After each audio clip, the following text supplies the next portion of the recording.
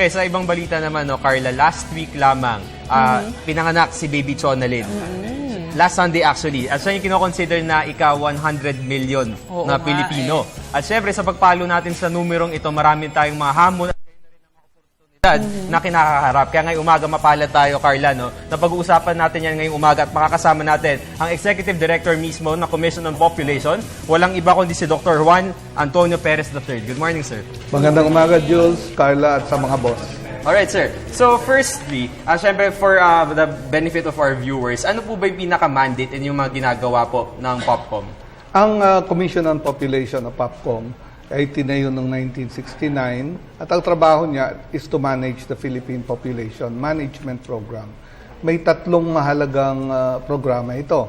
Una, yung Responsible Parenthood and Family Planning. Sa trabahong ito, kinakausap namin ng mga mag-asawa sa komunidad para malaman nila ang tungkol sa responsible parenthood at kung gusto nila ng family planning method, pagkatapos namin paliwanag ito, ay tinutulungan namin sila makakuha ng family planning method sa health center or hospital, maging artificial or natural ang paraan na gusto nila. Ang pangalawang mahalagang programa namin yung Adolescent Health and Youth Development. Isang fact ngayon na 1/3 of the population ng Philippines ay kabataan.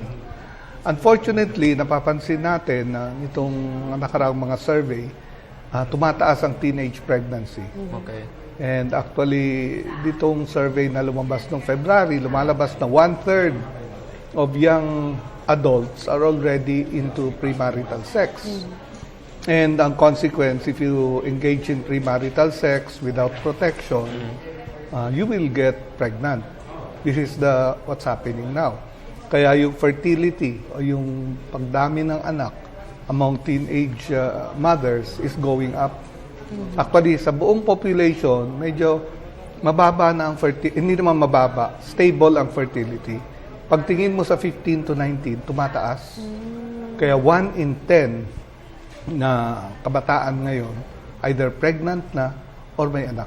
Okay. Nako, ito naman, Doc, puntahan natin itong 100 million na baby. Of course, inaasahan na po natin ang pagdating nitong sanggol na to. Dahil kung naaalala mo, Jules, last week, binalita na natin to eh. So, Doc, paano po ba yung pag-monitor nyo dito kay Baby Chonalyn? Itong pagdating ng 100 million na baby? Actually, ang Philippine Statistical Authority naglabas ng mid-year population for 2014.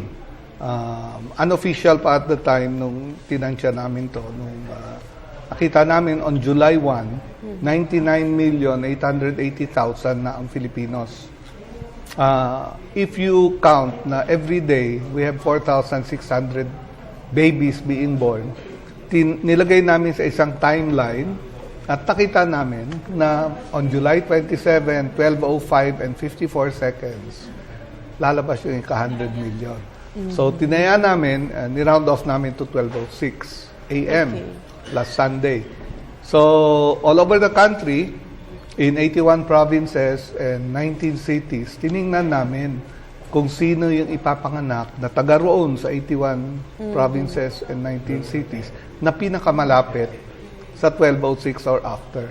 Kung sino man ang pinakamalapit, siya ang ipapakilala namin bilang 100 million baby symbolic for the province Okay.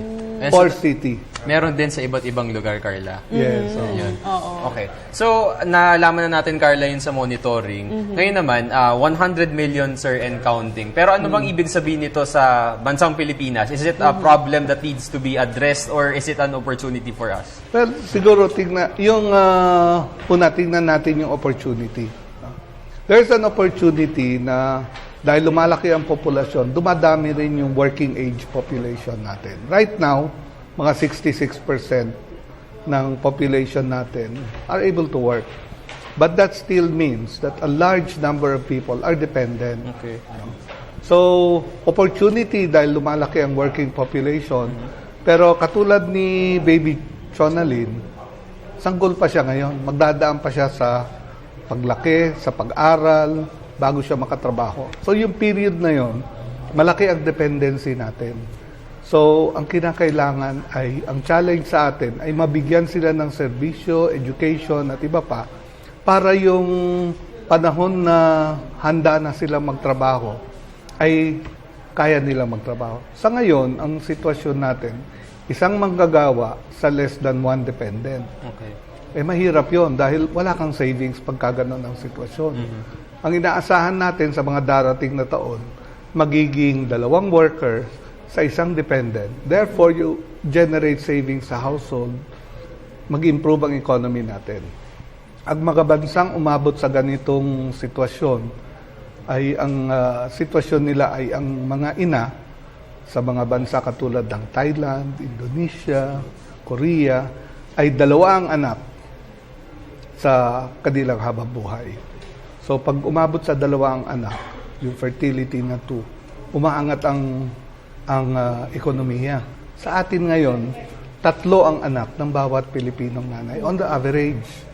So we need to go down by 1, maging average na 2 ang anak ng mga Pilipino. That can take up to 20 years if we keep doing it the way yung regular lang. But if we accelerate our programs like yung andyan yung opportunity ng RPRH law, yung mga ginagawa ng DSWD, ng DepEd, K-12, lahat yan, bibilis yung pagbaba ng fertility. With that, we hope to achieve yung kung nasaan ng ibang bansa by 2025. Alright. Ang problema natin sa ngayon, tayong pinakamataas ang fertility sa buong ASEAN. Oh, no. Sir, yung nabanggit nyo kanina na kung paano mag-handle ng household, let's say, 2, ito na yung opportunity na nakikita natin kung paano siya mababalanse in the future, right? Oo, pero dapat yung dependency nga bumaba. Okay. Yung bilang yung bilang ng young population na unti-unting magtatrabaho, sana hindi na dumami pa sa mga darating na taon. So, lumiliit in a way yung young age group para may opportunity yung mga manggagawa sa older age group na masuportahan ang mga dependent na bata at pati yung matanda. Alright. Dumadami rin yung matanda natin. Ito, Doc, handa na ba tayo na magbigay ng serbisyo? Misalo na po sa ating mga mamamayan na galing po sa mahirap na pamilya. Well, sa ngayon, ang ginagawa ang programa ng POPCOM, DOH, DSWD ay sama-sama kaming nakatutok sa 4Ps. Yung mga CCT beneficiaries na 4 na milyon na ngayon, sila ang pinakamahirap. So, sila ang tinututukan namin para responsible parenthood and family planning. Pagka ganun, magbibigyan sila ng serbisyo sa level na yon. Meron din pangangailangan na yung kababaihan, yung mga girls actually, they should stay in school and complete their education. Kaya mahalaga yung programa namin sa adolescent health na hindi mabuntis, kasi kung mabuntis ka, drop out, pupunta ka sa alternative learning, sira yung opportunity mo. Okay. Sir, himayin, okay. Yes. Himayin po natin yung 100 million kasi syempre, mas maganda na mas maintindihan natin kung ano ba yung components nito. Sa 100 million, sir, ilan po yung nasa workforce, ilan po yung dependents? Sa ngayon, for every, let's say, 10 working Filipinos, there are 5.4 dependents Okay. and 0.7 na adults. So parang 6.1 dependents for every 10 workers. Of course, not everybody is employed. May unemployment din tayo. So ang kailangan mangyari, imbis na 6.1 for every 10, sana maging 5 lamang ang dependent, tapos 10 manggagawa. Ibig sabihin, doble ang kwan mo. So we need to bring it down to about 5 yung dependency ratio. So you have more workers, a little less dependents, para umunlad ang ating economy. Okay. Nako, Doc, syempre tuloy-tuloy pa rin po ang paglaki ng ating populasyon.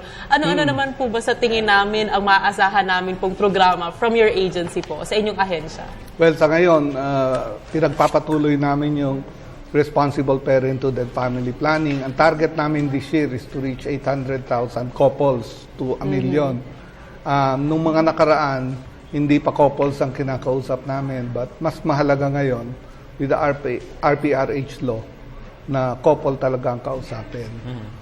And to provide services for them. Para sa kabataan, meron kami mga programa katulad ng U4U, na isang initiative sa mga 15 to 19-year-old high school students. Nag-iikot kami sa iba't ibang eskwelahan kasama ng DOH sa roadshow na ginagawa nila para abutin yung kabataan. Alright. Meron din kaming programa para sa kalalakihan.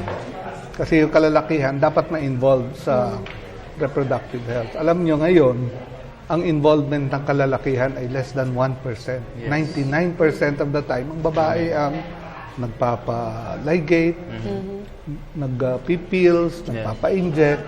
Yung lalaki, yung vasectomy, kukonti lamang ang participation, less than 1%. So gusto namin maging mas involved yung kalalakihan. Alright. Okay, sir. So, as we end our interview, siguro, your final message for this interview, and then, ano ba yung may benefits mo bang makukuha sila, Baby Chonalyn, yung iba pang symbolic babies? Yung gusto namin idiin sa panahong ito ay yung 100 sanggol na pinanganak nung linggo na symbolic sa 100 million ay dapat mabigyan ng tamang serbisyo sa kanilang buong life cycle. Mula sa health services pagbata, makapasok sa K-12, at makapagtrabaho ng maayos. Sana lahat ito mabigyan. At si Chonalyn, binigyan namin ng isang starter kit worth 5,000. At ang PhilHealth at DSWD nagtulungan para bigyan siya ng lifetime health insurance. Okay. Pati 100 pala, hindi lang si Chonalyn. Lahat ng symbolic babies. Ayan, sir, maraming salamat po sa inyong oras. Marami tayong mga nalaman na mga detalye hinggil nga sa populasyon ng bansa. Ngayon, pumalo na tayo sa 100 million. Kaya maraming salamat po sa Executive Director ng Commission on Population. Walang iba kundi si Dr. Juan Antonio Perez III. Salamat, Jules and Carla. Maraming salamat. Ako At sa mga boss. Oo, 100 million na tayo mga Pilipino.